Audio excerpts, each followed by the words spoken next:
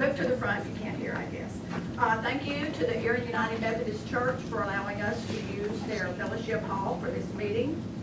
I'd like to start off our meeting tonight with the pledge to the flag. Please stand.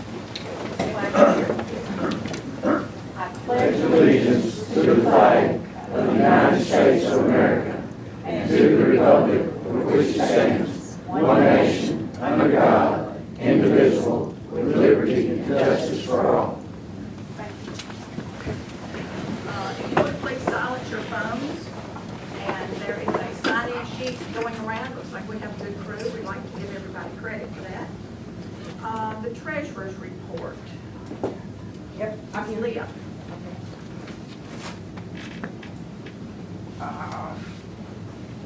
Right, I get on. In June, we had income of interest. In July, we had 2 new members.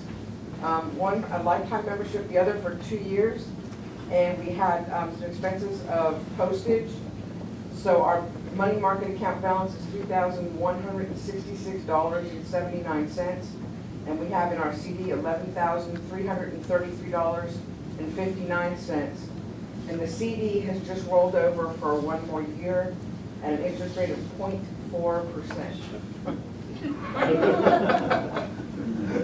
Any questions or discussion on the treasurer's report? Is there a motion to accept as is?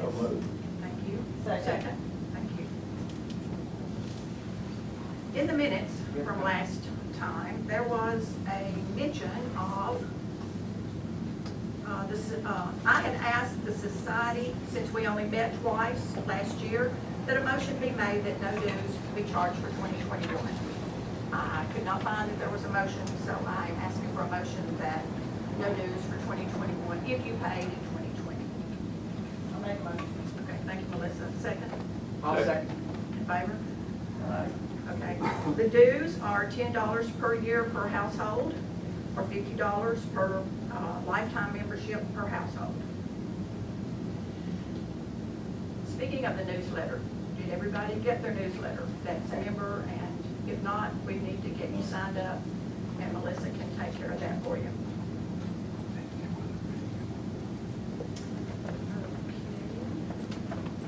Melissa, would you like to give an update on archives?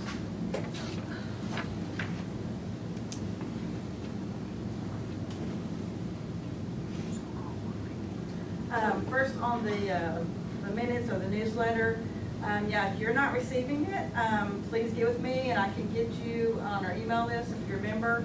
And if you're receiving it by mail, and if you have an email address, let me know, because we're trying to cut down our postage as much as possible. And so if you can change that over, that would also be great. First, I could announce that last meeting I told you that it was a possibility that I would be able to move to full-time in the archives if the county commission had approved it. Well, they did. So now Houston County has a full-time archivist. Only took 10 years, but it's there, so we're glad. So now I can say with all truthfulness that the archives will be open Monday through Friday, 8 a.m. to 4:30. I leave between noon and 1 for lunch. And so please come see me at the archives. I will be there. Sometimes when I say I'm there, I get called upstairs. And so we have made that transition. Today was actually the first day. We've got some other people trained in the mayor's office. So I'm still actually working on the grants part because I haven't hired a grants person yet. But that will come. Another thing too is now that we have a full-time archivist and we know we're going to be open Monday through Friday, I still need volunteers. There are lots of projects that anyone could volunteer to help with, whether it's for an hour or 2 hours or half a day. And it's not anything that takes lifting or heavy, moving of things. And it may be even some projects that if you don't want to sit in the archives that I can let you take home and work on. So just get with me on that. And I brought some things that have been donated recently that I wanted to share real quick. We had this plate donated. Mr. Ron Strickland donated this plate. It's a little bit of a mystery to me. I'm hoping there's someone in the crowd that's not a mystery to.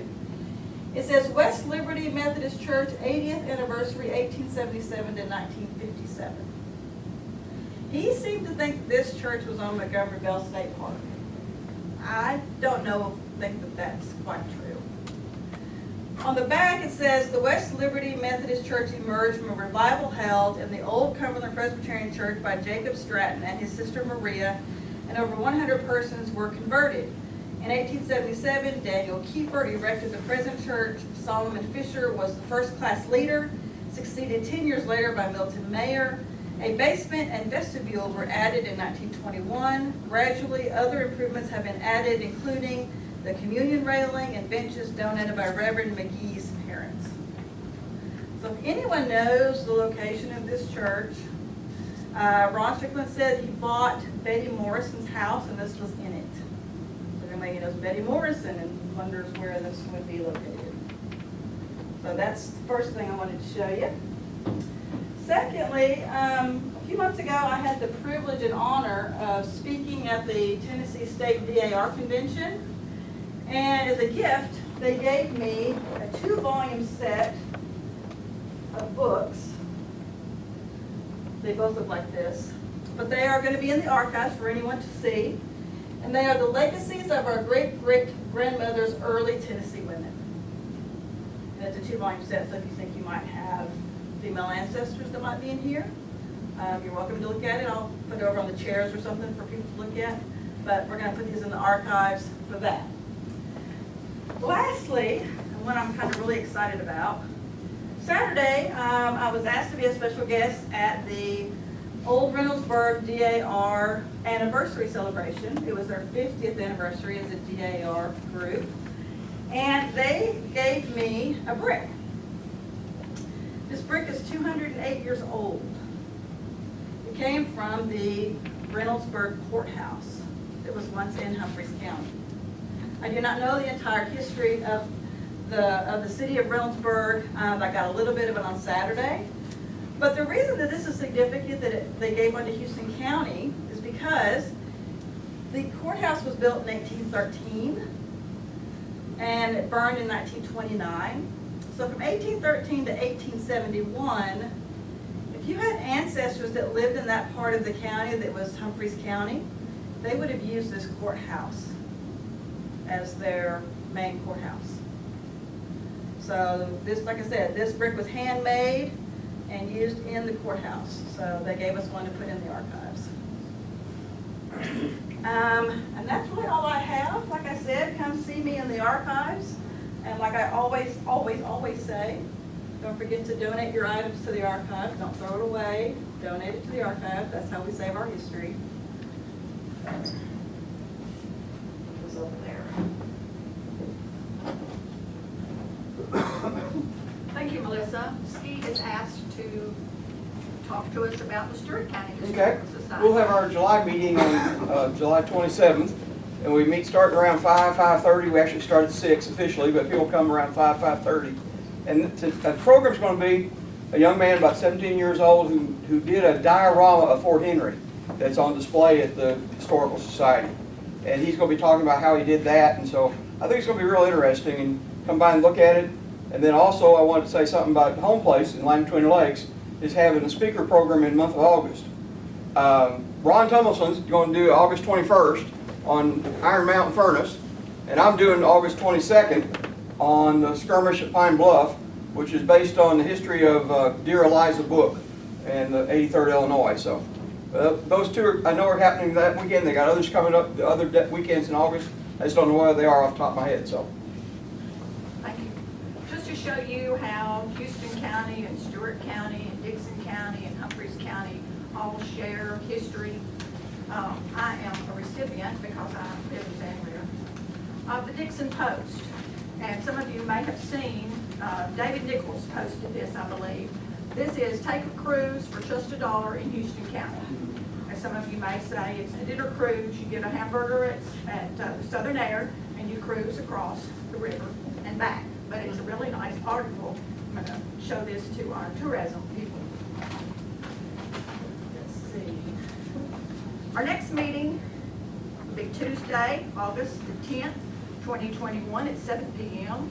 at the Arlington Cumberland Presbyterian Church. The program is entitled The History of Arlington Cumberland Presbyterian Church, also known in Houston County as the First Courthouse. So that'll be a very interesting program.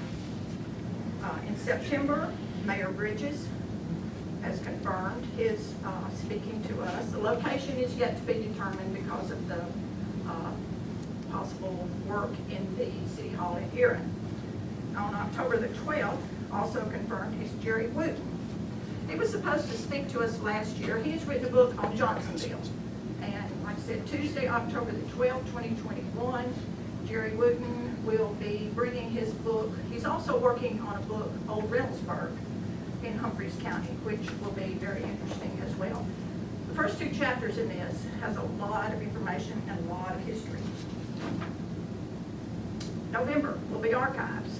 That location is determined as in the archives. December will be food and fellowship. We may or may not have a program depending on our location, what's available, and who might be able to speak. So now it's time for our guest speaker today, Mr. Phil Brown.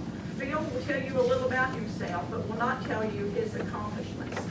Phil worked for Tennessee Asphalt for 50 years. He went from writing rock tickets in Cumberland City, Tennessee, to being vice president for many years. Phil is highly respected in the road building industry and was president of the Tennessee Crushed Stone Association in 1976 and president of the Tennessee Road Builders Association in 1994. He has served on numerous committees over the years. He has also been honored as a legend of the road building industry, and this Friday will be made an honorary life member of the Tennessee Road Builders Association. And Mr. Brown is probably related to half the people in this audience today because of the Brown family. So Mr. Phil, you're ready? I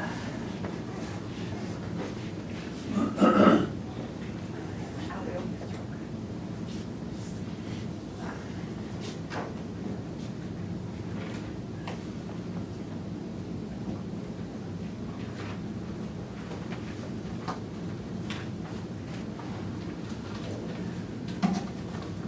Good afternoon. I'm Phil Brown, and I'm glad to be here, and I sincerely mean that. Houston County and Erin is still home to me, even though I've lived in Knoxville since 71 or 50 years now. This is still home and always will be.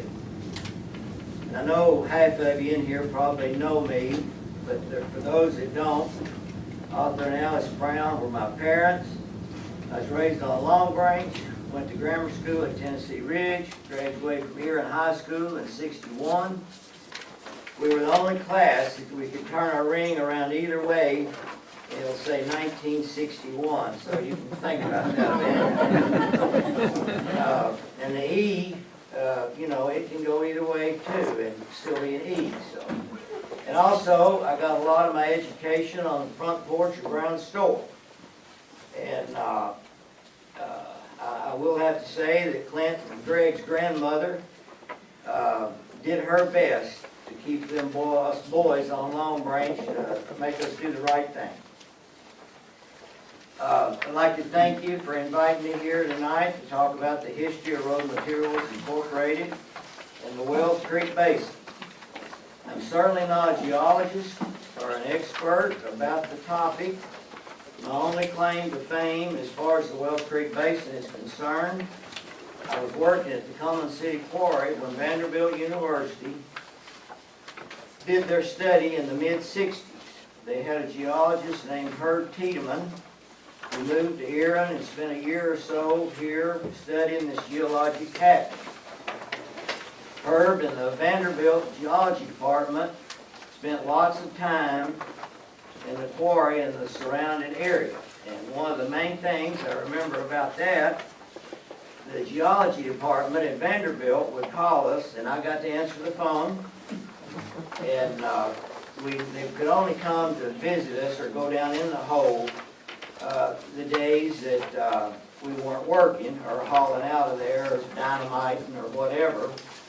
And I look forward to that because they rolled in there in those vans, and about half of them were girls. And I was 20 then, and they were also. And I tried to pick out maybe the one I thought Daddy had the most money that I would go talk to. And but oh, so much for that. I wished I'd asked her a lot more questions about what he was doing. I didn't know what they were doing, but at 20 years old, I wasn't that concerned or interested that much about the Wells Creek Basin. Tonight, I'd like to give you a little history about the quarry and talk to you a little bit about what I know about the Wells Creek Basin. Regarding the quarry, I can probably give you a halfway intelligent answer about the basin, maybe not. Let me get my thing. I don't know how we come up with all these pictures, but we did, and I would certainly like for my waist to be about that again. And a little more history on that. If I'm not mistaken, and a lot of y'all remember him, Gordon McKinnon, I think, made that picture of me. And Gordon loved to come down there and make pictures of the trucks and the dozers and all that. And we really had to watch him to keep him from getting hurt. I remember that because he'd just go down in the quarry or anywhere. But as far as the history of the quarry, to the best of my knowledge, this is why it's located or was located in Cumberland City. Road Materials Incorporated, the quarry owner, started Cumberland City in the fall of '61. It was a Knoxville, Tennessee corporation which was owned by stockholders. And you might wonder why some company from Knoxville started a rock crusher at Cumberland City. It's a pretty interesting story, really. There's a small quarry operation at Dover called the Dover Stone Company, and I didn't even know that existed at the time I went to work at Cumberland City. But it's across the road from where old Spring Grill was off of Highway 79. It was back in there where Joe Martin's place was after they moved from down on the river. It was a Knoxville equipment dealer named Leonard Nixon, and he held most of the equipment financed and held, I'm assuming, the promissory notes. When Dover Stone experienced some financial problems, Mr. Nixon and Mr. Ratliff, who I worked for all my life, were good friends. And basically, he talked them into assuming the loans and taking over the business at Dover. During '61, Road Materials, who was primarily in the asphalt business, tried to operate the Dover location and quickly found out it was a losing proposition. Stone at Dover was just absolutely too abrasive and not enough margin. There was a former Stewart Countyman who worked for the Highway Department in Nashville in the Materials and Testing Department named J.B. Wiley. And he knew the situation down there at Dover and told the Road Materials owners about the rock deposit located in Cumberland City. And Franklin Limestone, who also started the quarry over at Rock Hill at Waverly or Gorman, for a few of those that can remember that. But anyway, they went and looked at the deposit in Cumberland City. And I don't think they knew anything about the Wells Creek Basin and all that, but the rock was right on top of the ground. So they, and it was also on the L&N Railroad. That was the big kicker. Because at that time, and still now, there's not any limestone in West Tennessee other than right on, barely across the Tennessee River. There's a couple quarries, one at Parsons and one at Holiday. And so anyway, they decided to move from Dover to Cumberland City in the fall of '61. So, and I think it was late fall, but they got the plant, halfway ready to run, we'll say by January of '62. And right in there somewhere, we had a massive flood, and go to the one, Charlie. And this is really what it looked like when I went to work there in '62. And at the same time, this is a photo of what it looked like when I went to work March the 15th of '62 at $1.15 an hour.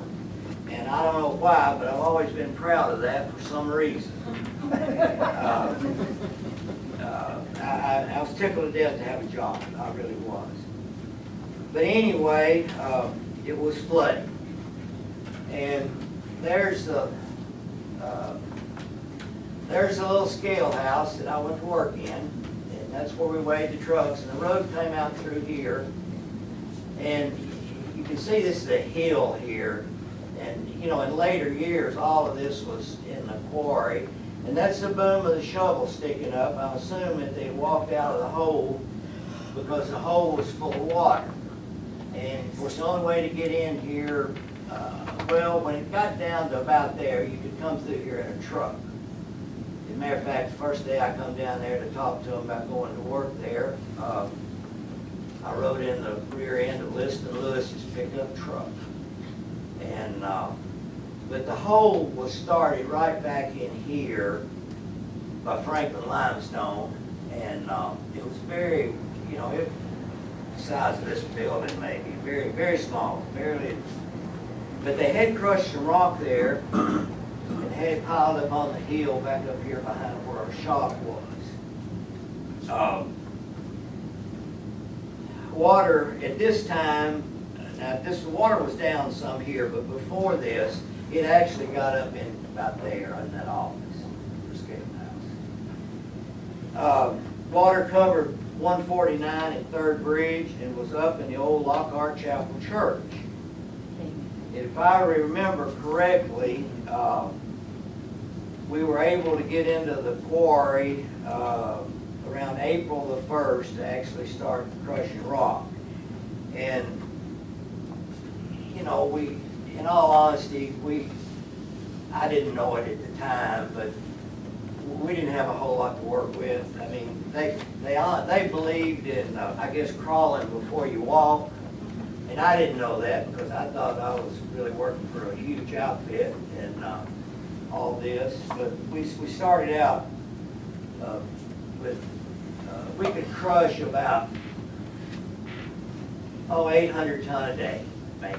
And that was wide open. We had these things called coring dumpsters. And the nickname of the things were mules, and then they were about 2 steps ahead of a mule. And but we had 5 of them, and then 2. We hauled out of the hole with 3 of them, and stockpiled with 2 of them. In '62, we produced about 125,000 tons of crushed stone and ag lime. One thing that helped a whole lot in that particular year was building a Houston County Airport.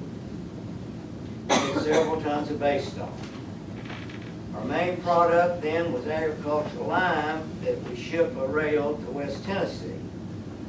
The ag lime market was based on what we could make. I mean, we could sell everything we could make. Which we're going to talk about on down the road here a little bit, but we were in what was called the Knox Dolomite Formation. It was really good ag lime, high in calcium, and I mean, you know, the soils in Paris, Dresden, Martin, all the cotton country down there was what they call soured soil or something like that, but it was starving for calcium. We had a competitor over at Rock Hill, Vulcan Materials, which was a huge outfit. And like I said, you know, the lime dealers was all calling us, and it took us about 6 months to figure out that a lot of them were the people that didn't pay bulk. And but we continued to produce lime. And it was, I guess, at that, say '62, probably our biggest product. and the most expensive thing to make, but you had to, you know, grind it down so fine. Okay, in '63, the state maintenance department plowed up a good section of 149 from Cumberland City here, put 8 inches of base stone back on it. And that was really a good thing for us. Local business was growing. We were getting a whole lot more local business than we had any idea. We were probably shipping 70% of our business by rail into West Tennessee, supplying asphalt and concrete plants, Parrish, Union City, Dresden, Martin, and Dyersburg. And we had a better freight rate. I mean, the line that come through here, we had a better freight rate into those northern counties than Vulcan did, from Waverly going down and going through, you know, they went through Humboldt and down, they got more of the southern, their rates was cheaper in the southern counties, and we were a little bit cheaper up there. And I'm talking about cheaper, dime a ton maybe, but back then that was a lot of money. You know, rock now, $15 to $18 a ton. Our bin price was $1.35. I mean, that was our best price. And we sold a lot of rock for less than $1. We shipped rock to the city of Memphis, delivered out from Cumberland City for $2.64 a ton. The freight rate was $1. The L&N hauled it to Memphis for $1.60 a ton, and we were getting 94 cents. So, like everything else, times has really changed.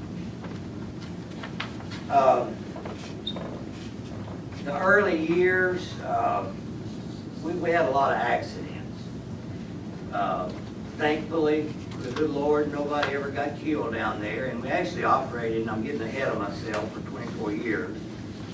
But, you know, just mashed fingers and this and that. I mean, just a lot of, and, you know, fooling with dynamite, which was very dangerous, and we were very lucky, really, even though we didn't have a lot of accidents. I was going to work one morning, coming in the road right here, and back over this way was the main line, and of course we had a spur that came in there where we loaded our cars, and it would hold about 25 hopper block cars. So I was coming in one morning, and I looked over there. We were loading railroad cars at night with the old dumpsters, because we need them in the day to haul out of the quarry and stockpile. Well, I looked over there, and there was one of those old dumpsters upside down in a railroad car. And these things, I wish we'd have got finally Charlie come up, or Donald come up with a picture of one of them, but they didn't have hydraulic dumps on them. They were, it was a gravity type dump. The operator's back here in the back, and the bed's up here in the front. And to dump it, you were going forward and slammed on the brakes, pull the lever, and the bed would get it back. Same way to bring the bed back, you ran backwards. It had 4 gears forward, 4 gears backward. So you took off backwards, lickety split, hit the brakes, and here the bed would come back. And they were man killers. And where's Mr. Lowe at? His daddy drove one.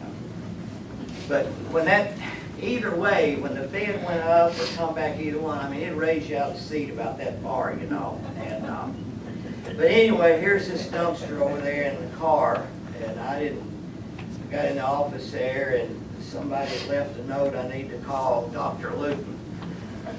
Wasn't any clinic, that was just when Dr. Luton had an office here. And I don't really remember how all this shook out, but what had happened, the boy driving the dumpster was new. And we ran out over the top of the hopper car. We had a big cross tie there that the wheels bumped, and it made the bed go. Well, he was, and I would have been too, he was a little bit afraid to hit it that hard, you know. So this guy named J.B. Pulley worked down there, one of the best men we ever had. I mean, Pulley was a hard worker. So Pulley, I think, decided to show him how to make it stop.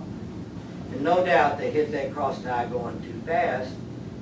And by the grace of God, I don't know how this happened, but the dumpster went in top of the hopper car and threw them all the way over the car into a stockpile. And they were both skinned all in. You know, hopper bottom cars a lot higher than the ceiling, and they went all the way over it and hit the ground, so pretty good lick.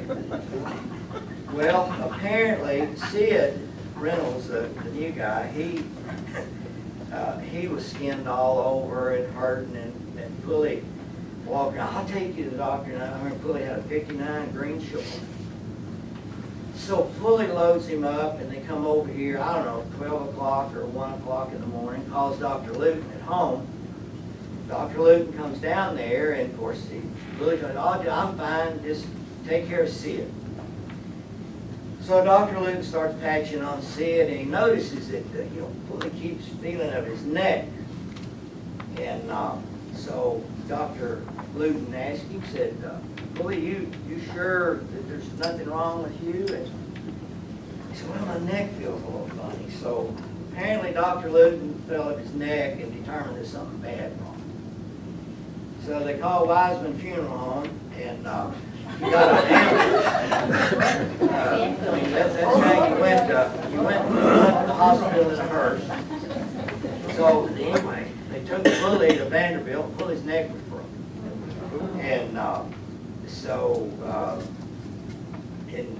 mean, he was there about 2 weeks, and they got him straightened out. And I remember him walking back in like 2 or 3 weeks later, had one of the big collars around his neck. I'm ready to go to work. But if they had went in the railroad car, I mean, there's just no way, it killed them both. But that was one of our bad ones. Most of them were mashed fingers and whatever. Okay, looking back, without Tennessee Asphalt Company, who Mr. Ratliff owned, backing, and other road materials locations, Cumberland City probably wouldn't have survived 62 and 63. They just kept pouring money into it, and I'm thrilled to death that they did. And also during this period of 63 was when Vanderbilt began to study in the Wells Creek Basin. In 64, and I don't know where I've already skipped that or missed it. No, it's on over here. I'm going to talk more about Vanderbilt here in a minute. Okay, in 64, and Booker will remember all this, the state raised the elevation of a lot of the state routes in the area getting ready for Barkley Dam. They had to raise a little section through Cumberland City and all that new, where you go with the water between Bear Springs or Carlisle and Bear Springs, all that was in it. And there was something like 100,000 tons based on all those jobs. That was a big boost for the quarry. Morgan Construction Company from Clarksville, who still exists, was the prime contractor, and Dick Wright and Paul Moore were foremen for Morgan. We were selling like 250,000 tons a year now. We're getting a lot more local business than anticipated. We've been in business 3 years now and been able to sell everything we could produce with the old plant. TVA was talking about building a steam plant in Cumberland City. And we knew that there was no way that we could supply TVA with what we had. And also, in 64, Tennessee Asphalt and the Ratliff family purchased 100% of the stock of Road Materials Incorporated. That made a big difference. And Charlie, can you back up to the old plan, or are we supposed to be there yet? Yes. Okay, here's the old existing plant. And this is another accident that the good Lord was looking after us apparently. That's the scale house where I worked right there. That bin right there, the legs on it buckled, and when it did, it tore all this down. But that's the only plan the only picture I could find of the old crushing plant that we had for like 4 or 5 years, from 62 to 65 or 66. In 65, Road Materials invested in a new crushing plant and several pieces of new equipment. Now, the old dumpsters we had hauled 8 tons. Those babies hauled 35 tons. But we got 2 of those to haul out the hole with and a brand new shovel. And of course, we were Nixon Machinery from Knoxville, so that they were indeed obligated or indebted for what now they were proud they had it. So most of our equipment, and a lot of the equipment dealers in Nashville, didn't like that, but that's the way it was. Also, in 65, Tennessee Asphalt Company bought J.R. Hayes Construction Company out in Paris, their asphalt plant in Paris. So we'd be supplying ourselves at Paris asphalt plant. And that is sort of when I began to learn a little bit about the asphalt paving business. And 66, Tennessee Asphalt put up a small asphalt plant in the quarry, Cumberland City. It was a bad mistake. This little dude would only do about 500 ton a day, but there wasn't that much asphalt paving in the area, and they had that, and so they brought it down there and set it up. But 500 ton a day was about maximum. TDOT, or the Highway Department, built a new road from Carlisle back toward Cumberland City. And I think a lot of y'all remember that. Had about 60,000 tons of base stone on it. And Paul Murphy was the contractor. He was from Cumberland Furnace. Great guy. In the fall of 66, I got a promotion. I got out of the scale house and actually started selling stone in West Tennessee and egg lime, West Tennessee and northern Mississippi.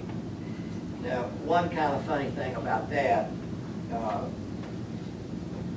that when the people would call in and order, their shipments by rail, and we did, I'm going to guess, maybe by this time we was 50% truck and 50% rail, but these people called in there, and I talked to them all these years. Send me 10 cars today. I call them back the next day, sorry, we didn't get you but 5, and then I had to take the abuse. And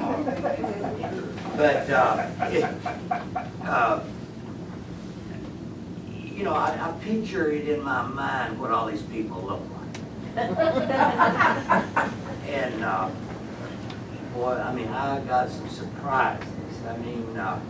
This one guy, and I'm not going to tell you who, what, or where, but he was kind of the spokesman for their company, and I thought ran the company pretty much and all that. And I could see him with his coat. Back then everybody wore a coat and tie. I could see him in that office with his coat and tie on and all that. And I never will forget the day I went in there and introduced myself to him, and it wasn't what I was expecting at all. He was scratching the top of his head with a pencil, and the dandruff was flying. But there was a lot of cases like that. Nobody looked like I thought they would look. All right, in 67. And by the way, I'm not going to go all the way through 1986 here. So in 67, TVA announced that they were going to build a steam plant. Cumberland City, a half a mile. It was from our operation over to their concrete plant was a half a mile. They estimated there's going to be 1 million tons of crushed stone. And that same year, with this little plant, asphalt plant here, we did the first paving job, and I think they paved some on 13 with hot mix, but this was one of the first asphalt paving jobs in the area from here into Cumberland City. It was the only job we used this little small asphalt plant on, and it took forever. 500 ton a day, I mean, slow. And most days we didn't get that much because there was something broke. Okay, 68, the quarry's 6 years old now. A big spring flood occurred in the area, Erin flood. There's water in Southern Gauge, and the quarry clay, again. We had to build a new road and a new scale house to get around the water because TVA was already getting started. And we had to just build a whole new road to get where we could get out with rock to go to them, because we couldn't let them wait. Like I say, we're getting rolling. I think that was our biggest year, and that particular year, I think we sold TVA like 750,000 tons. Now that's 5 or 6 times more than we did in '62, of course. TVA poured 1,000 yards of concrete some days, plus all the other stone they were using. And we were supplying all of their concrete aggregate, plus making the manufactured sand. And we stayed with them pretty good on everything except the manufactured sand. And we would literally get down to maybe we had 2 loads of manufactured sand. But I will say this, and anybody down there with TVA could tell you this, they never had to wait on a load of rock to pour in concrete. But I mean, the manufactured sand we had to make 24/7. And we made it with a little separate plant. But here you're getting a shot of, you know, knowing how much work we got to do and that going on. Now, that's Wells Creek right there. The river just backed Wells Creek up, and that's where we got the water. And we've got a better picture than that to show you, but that's actually we built a dike right there. Is that coming, or have we already done it? Okay. Okay, let me see where I'm at here. 69. I married Ann Hagler's sister in that next room right over there.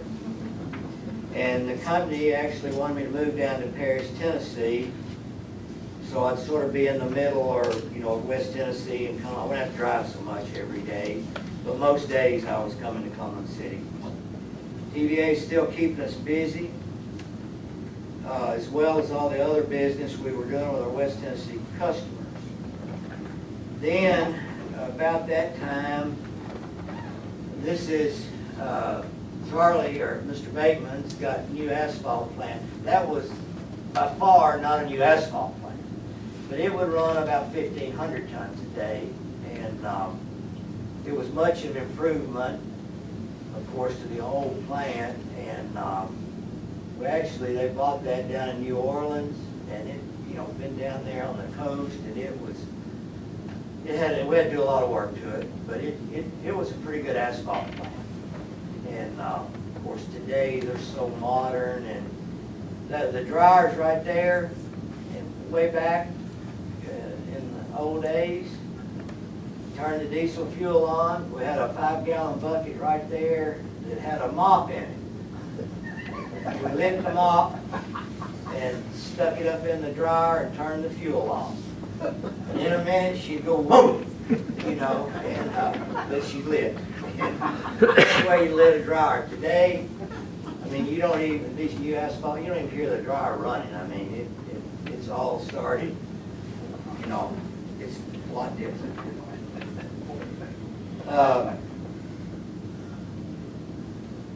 We put that up, let's see, I'm saying here in the winter of '69 and '70.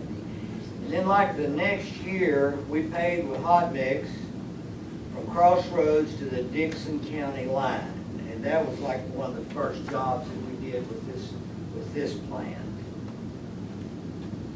It's only been 50 years ago now. Okay, spring of '61, I was living in Paris, so I was close, you know, to Mississippi and all that. So we put up an asphalt plant in Grenada, Mississippi. I stayed at the Holiday Inn down there for 6 months. And my daughter was born during that period. And, but anyway, I didn't have to stay down there, thank heavens. And about this same time, the trucks then got, catching up with the rail rates. So we quit shipping much by rail, and even to ourselves at Paris, we were hauling it all by truck. And somewhere in there, we just almost quit shipping by rail, and when we did, that was it as far as the rail was concerned. And also, we were still selling TVA lots of stone in 71. I don't know, I think they actually cranked that thing up about 74.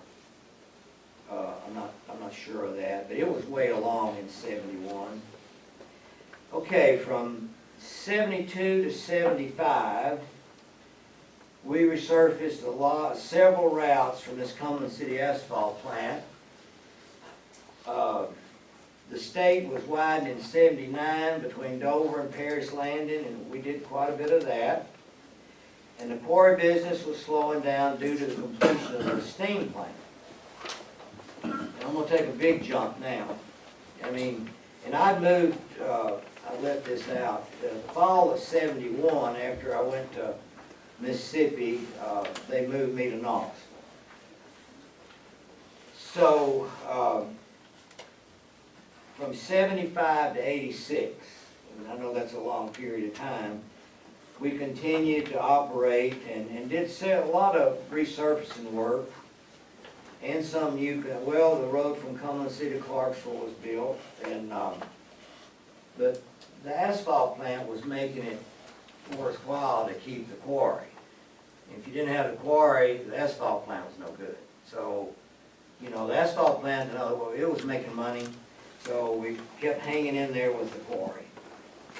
I don't really know how many times we were flooded during this period, but I think more than once. So after operating for 24 years, and I may be off on some of this a year, I don't know. I didn't have a diary to do this by. I had to try to bring it all up. And 86 was the quarry's last year of operation, and the river finally won. If you got that other picture that shows that dike any better than that? No, that's the last one we got there. Okay, what actually happened? And I don't know, I can't tell you if this is the flood that killed us or not.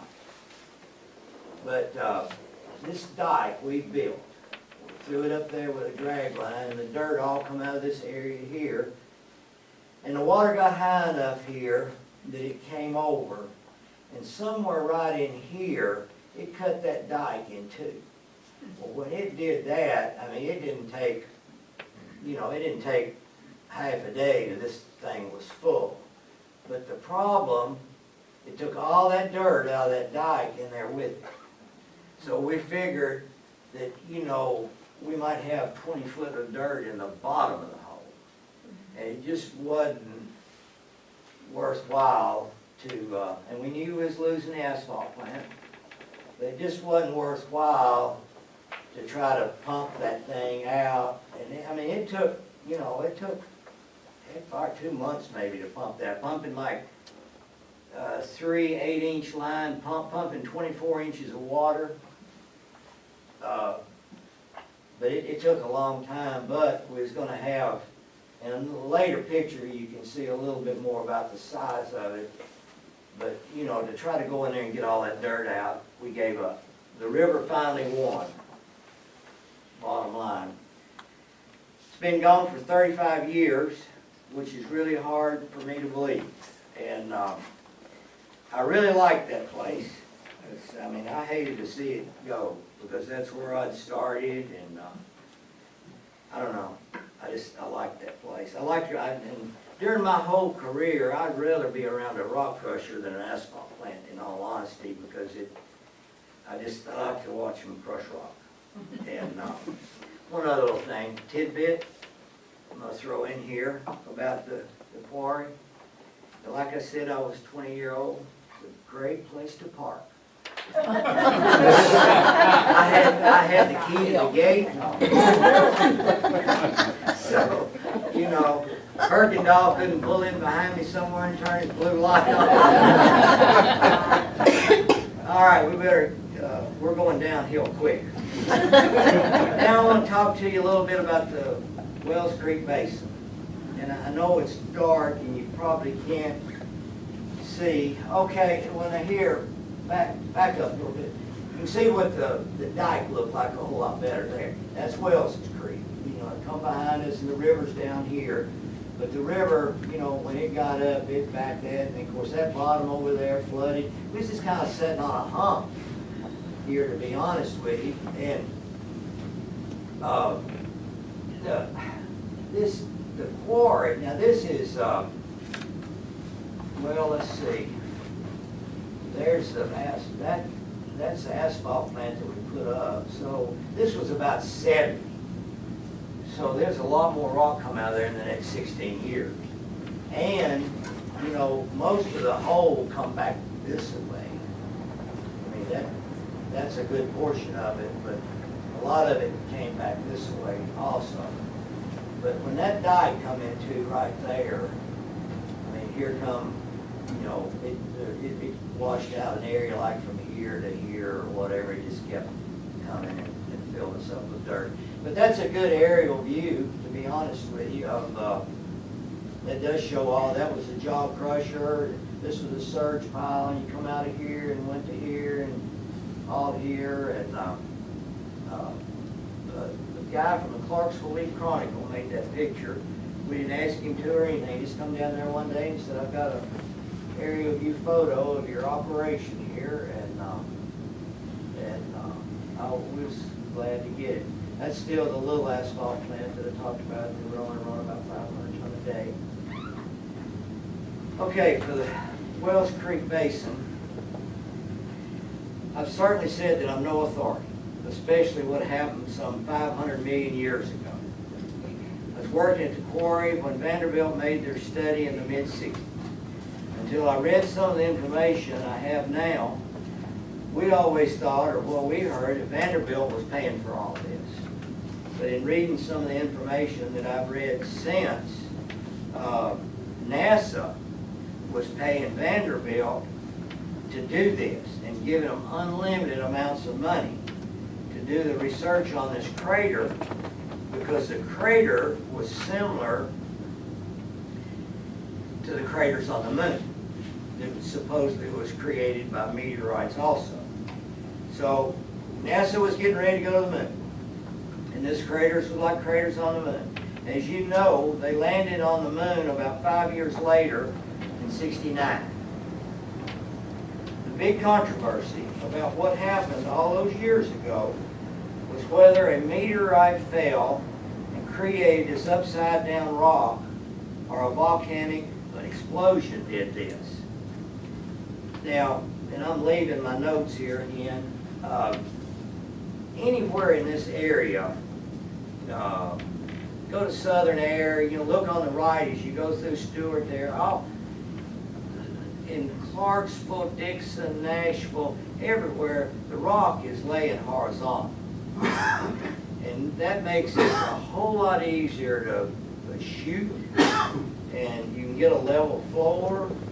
But we was actually dynamiting in rock that's turned vertical and crossways and sideways, and a lot of it looked like concrete, where you could actually, you know, you break a piece of concrete and you see the coarse aggregate in there. That's what a lot of, I mean, it had really, there's something happened, no doubt. So, like that, and that's who Herb Tiedemann was working for, and there's a couple other guys. And Donald told me, and I never knew, I know where Herb lived, but I think he actually had an office down where Doug Brooks's barber shop was, right across from Aver's drugstore. Used to be Aver's drugstore. Okay, the conclusions that I've read definitely lean toward it being a meteorite that fell and created all this. And all I can say, it must have been huge and moving fast to knock the the dolomite limestone that we were crushing in all this other area where it's 2,000 foot deep. It was laying on top of the ground where we were. They didn't find any evidence of a volcanic explosion in their search. Now this is the Vanderbilt crowd.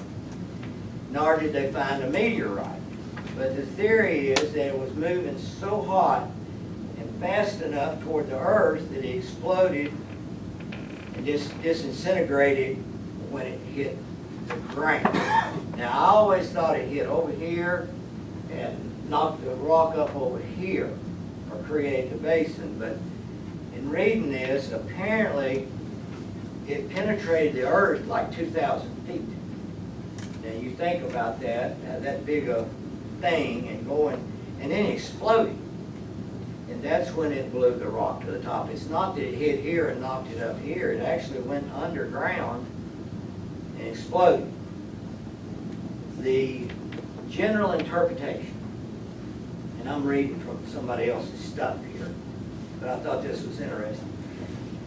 The preferred interpretation is that a meteor nearly 1,000 feet in diameter and weighing from 20 million to 100 million tons, traveling between 36,000 and 90,000 miles per hour, struck the earth possibly from a north-northeast direction and penetrated about 2,000 feet before exploding. Now from Cumberland City, I'd have to think about that a minute, exactly where north-northeast, I guess that's toward Rice's Creek, is where we come from, I don't know, maybe. The explosive impact is interpreted to have resulted in a crater about 4 miles in diameter with a large central mound and exterior ring depressions. And they talk about the hill, and I always kind of thought that we started in the hill.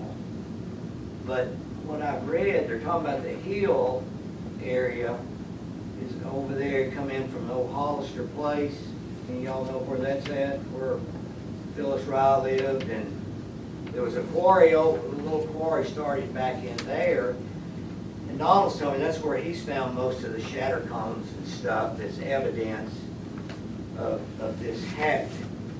But see, when we started here, I mean, this was a hill, so even though that's maybe 80 foot deep right there, I mean, if you were back up here in the middle, that, you know, that could be 150 foot deep.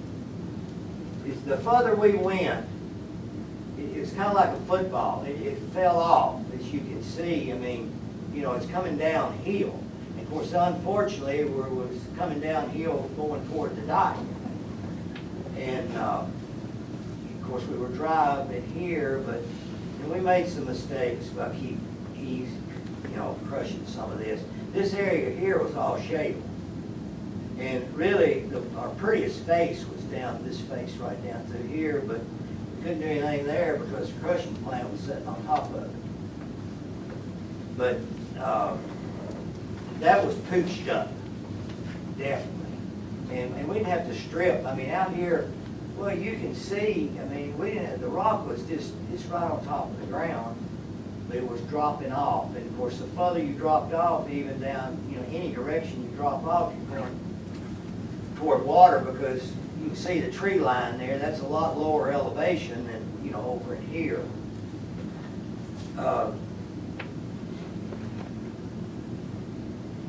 According to a scientific article that I've read, the Wells Creek structure was discovered in the late 1800s when the railroad was being built from Danville to Guthrie and passed through the Wells Creek Basin. As they were, you know, drilling and shooting rock cuts, they knew that something was haywire. The first professional investigators simply described the structure's features and did not include any suggestions about its origin in their manuscripts or field notes.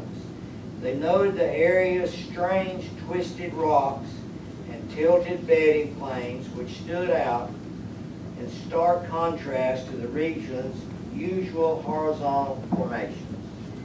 And like I said in Stewart, it's obvious that it's all laying in there horizontal and everywhere else except this 4 mile down here at Cumberland City. Discussions during the 1930s concerning the structure's origin led to two strongly opposing views. It was either a crypto-volcanic or a crypto-explosion that resulted from a meteorite impacting the Earth. Detailed studies of the structure were completed during the 1960s. Now that's Herb Tiedemann Vanderbilt deal. And the primary investigators, Wilson and Stearns, that's who Herb worked for, and they were working for Vanderbilt, but they were all geologists, favored the meteorite impact theory to explain the origin of the Wells Creek structure. Evidence for Wells Creek impact event included their drill core results, extreme breakage and shatter cones, orientated to indicate an explosive force from above and no volcanic material. The fact that the shatter cones, and I don't understand this, the fact that the shatter cones point to a location that would have been about 2,000 feet underground at the time of the structure's formation adds evidence to the meteorite impact theory. The fact that the meteorite material has not been found is no longer seen as an issue, given the fact that any fragments that it could have survived the impact would have eroded long ago. And you can, talking about the age, I mean, you can read that this happened 500 million years ago, higher numbers than that. I mean, so, you know, who knows? I do think we started, and this is this picture here, quarrying right in the highest point of this thing, because rock was right on top of the ground in every direction. It started dropping off kind of like a football. But now, in reading some of this stuff, they're still talking about the main hill being across Wells Creek and over there on toward the Hollister place. We were definitely quarrying in Knox Dolomite formation. I mean, chemical analysis told us that. High calcium content. And actually, and I don't know, maybe this was when Franklin limestone come in there and crushed, but the rail siding, the spur that we had there, as far as the L&N Railroad was concerned, was Dolomite, Tennessee. It's because of the high calcium content of the rock, it was considered an excellent ag line. Okay, I've handed you sheets of paper to try to show you, and I know it's dark, and maybe we can do it here, to try to show you how extreme this explosion had to be when it hit. Sheet 1, which is this one. I think we could say this is what the normal formation of layers of this area looks like. It's not in the Wells Creek Basin. Vanderbilt drilled 2 or 3 holes, and I'm assuming, since that says 65, that this core could be one of those holes. And I remember one of them was like up on PZ Ridge, and then one of them was back in there toward the Hollister place. I don't know where all, but that's what Herb did every day. He stood with that drill and pulled those cores out. And I don't know, I know they must have drilled 2 or 3 of them around the area of the basin. They went roughly 2,500 foot deep. And in sheet 1, dated 1965, may be a cross-section of those cores. Notice on this sheet, the location of the Knox Dolomite, which is approximately 2,500 foot. So right there is what's on top of the ground, there where the quarry was. And you go up here 2,500 feet roughly, and the surrounding area, and I guess this was different names way back. This is 1890, and And this is a geologic name for it now. I know the quarry at Clarksville, I'm pretty sure it's in St. Louis. But this got to the top of the ground some way. And that's the big deal. And once they did these cores, they pretty much had the evidence of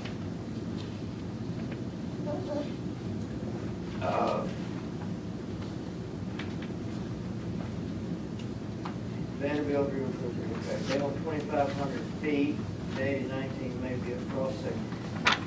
Notice on this sheet, the Knox Dolomites approximately 2,500 feet. Okay, your sheet number 2 shows you what the geologic formation of the Wells Creek Basin looks like. Here are all your, whatever you want to call it, but there's your Knox Dolomite right there. And this, there's your scale, that's 2 miles. This is about 6 mile wide. And that's the Cumberland River. Give you a little bit, of course that'd be north. And all these are faults. And I've never really known exactly what a fault is, so I read a bunch of this stuff. But this was all broken when that hit. And you got what they call a fault line. And I know y'all heard of like the San Andreas Fault in San Francisco. That's supposed to be the biggest one like in the world. And some of these could be a foot wide, some of them could be 1 inch wide, but this is the geologic map of what happened down there and how it was broken up. Something very powerful. Had to hit somewhere to knock this mile-wide chunk of rock to the top of the ground, and I just kind of scaled it. I figured if that's all Knox Dolomite right there, that's about a mile wide, which still, that's a pretty good chunk of rock to come from 2,500 foot below the ground. I'm glad I went around there that day, 500 million years ago. As I've said before, I think most of the geologists assume that this meteorite was so big and moving so fast when it hit Earth, it exploded like a bomb. Also, we had a terrible time shooting this rock in the quarry, laying vertical, sideways, every which direction, rated really hard to blast. And we didn't get, if the rock's laying flat and horizontal, you drill down to the next layer and shoot it, and the rock's tight enough that you can't have, the dynamite can't have anywhere to escape. And in this rock, it had places to escape. So we just, we've had so many discussions down there about why. We tried DuPont Powder Company, Atlas Powder Company, everybody come in there and shot that. But we always had trouble. And really nobody knew a whole lot about any of that. Why? We knew the rock didn't lay horizontal. And another thing about that, if you got horizontal, when you get done shooting and clean it off, your trucks can fly across there. We had humps sticking up and all kind of bad stuff.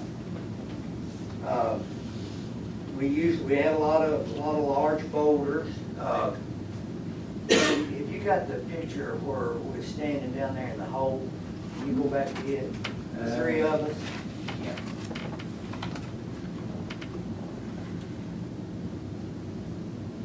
You see all that stuff? Well, that won't go through the jaw crusher, of course. And we had a drop ball on that machine. And but a lot of these, I'll tell you a little story about that. A lot of these we had to drill in. We took jackhammers. Now this was before M. Shaw, OSHA, and all that was there for us to jail. We come in here and say right there, we'd drill a hole in that, and then drill a hole in another hole there. We'd say we drilled 10 of them or whatever. And the fuse come on a roll. We take say we drill a 2-inch hole and put an 1.5-inch stick of dynamite, or just a piece of an 1.5 inch, I mean, this much. And we put a fuse in it. And we take, and we checked every roll of fuse, because they were different. But we'd cut us off like 18 inches of that fuse and light it, and then take our watch and see how long it took to burn that 18 inches. And that's what we went by. They did. You know, I could light one, I was gone. But say you had a minute. Say we'd light for 30 seconds and take off running and go down there and get underneath that shovel there. And boom, here they'd go, and it would bust them. Well, one morning, early on Monday morning, I came in, and a lot of times we'd have a couple guys come in and do that. And the road, the old road went up through there. And it just stood, well, maybe right there it is. Yeah. Can y'all see a road right there? Or different? That was the old road. We're coming out this way now and coming up to where I showed you the shop, but coming to the primary crusher. So anyway, we had these two guys come in early on Monday. Lyman Brooks was one of them. Another boy's name was Durham, and he come in, he wasn't around here, he wasn't a Durham, he wasn't here.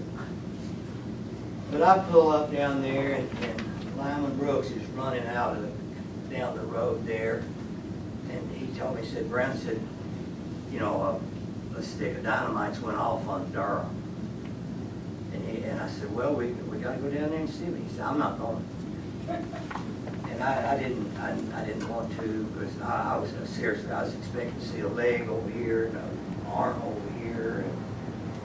But anyway, I went down there, and I like, I pulled up there, and he wasn't there anywhere. So I thought, well, I'm not going, you know, I believe I'll go now. He's not here.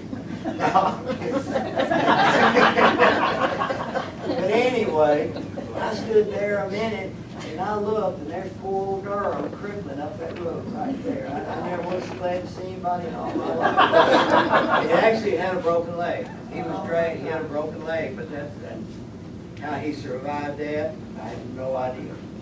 But that's, you know, and like I said, that puts you in jail for measuring the length of a fuse and then lighting for 30 seconds and then running. And back on the upside down stuff, when TVA come in there, one more little point on that.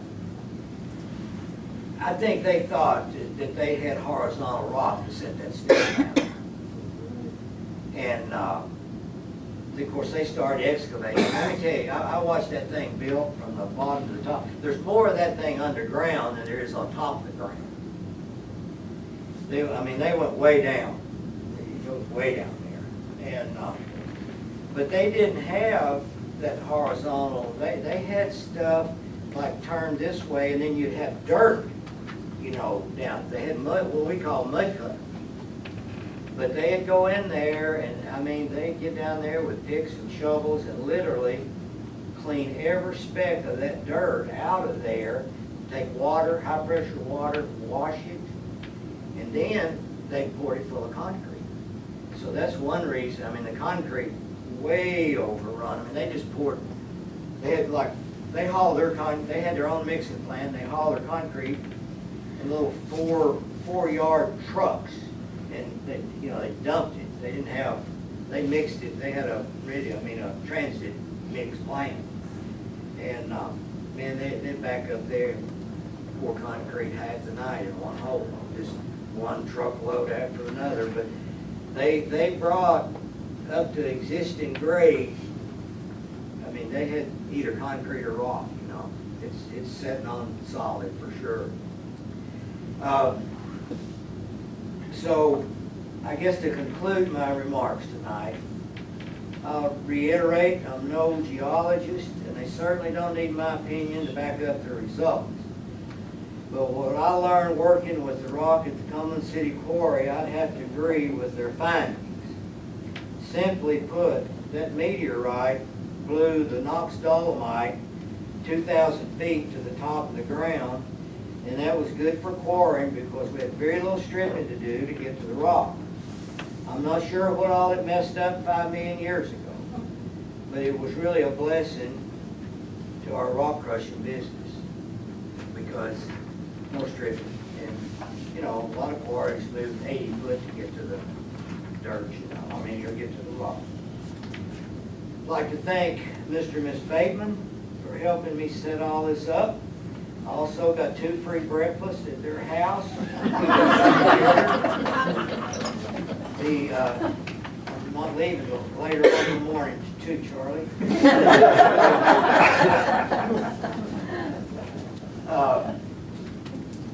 When I walked in to that little office in Cumberland City, and I'm going to tell you right quick, I'm going to shut up,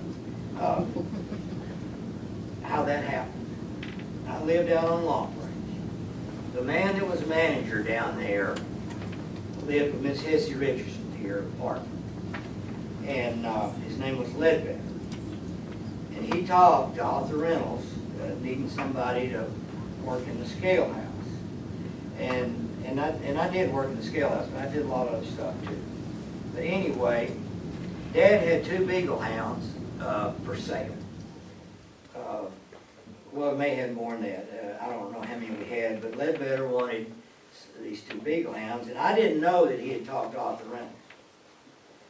But he come out to the house, out to the store, and just showed up one night and said, you know, wanted to know if we were the ones that had the beagles for sale. And Dad said, yeah. And he said, well, could I go see them? So Dad asked me to go with him up to the barn where the beagles were and show them to him.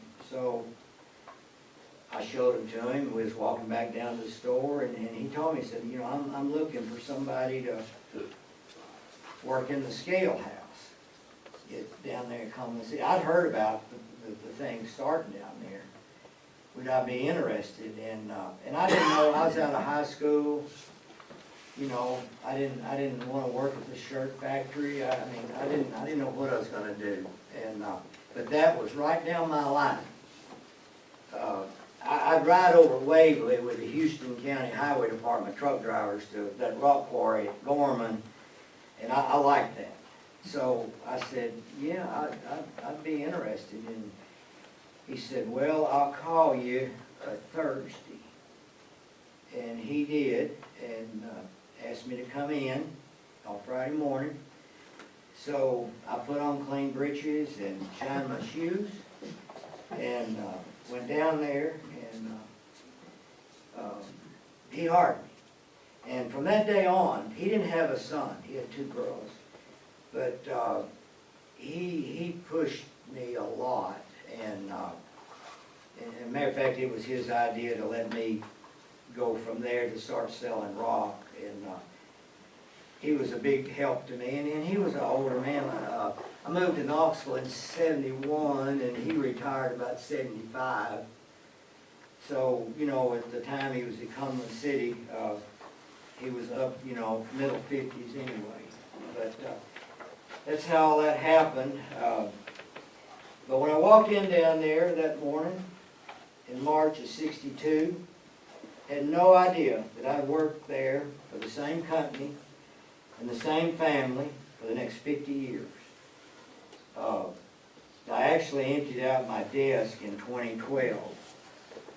Tennessee Asphalt sold out to Rogers Group in 2018. Now this is after the grandchildren even got in there. And I mean, Mr. Rattler's son, Bill, was only 5 when I went to work, and of course Bill was still around then, but the grandchildren were in there, and they determined to sell it, and it was the right thing to do. And in '08. But Rogers Group only bought the company's assets. They didn't buy the corporation. So we still had Tennessee Asphalt Company. And I actually stayed in there till 12, just trying to winding everything up. I mean, we had like 23 state jobs when they bought us out. Of course, Rogers Group did them all, but they were still all in our name, and a lot of paperwork, all that. We had to disperse all the 401k. We had like 350 people that had money in the 401k plan, and but anyway, finally got all that done about 2012, and my son's working there now for Rogers Group. And my son-in-law is in the asphalt paving business himself, so it's kind of rubbed off. But I actually emptied out my desk in 12, and the good Lord's really been good to me. Really has. Health-wise, everything. I've been very fortunate. Thank you.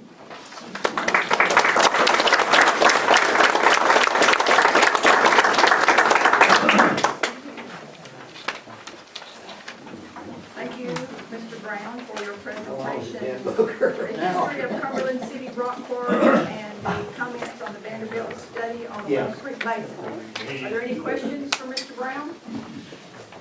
Yeah, I forgot to say that. I was supposed to say that.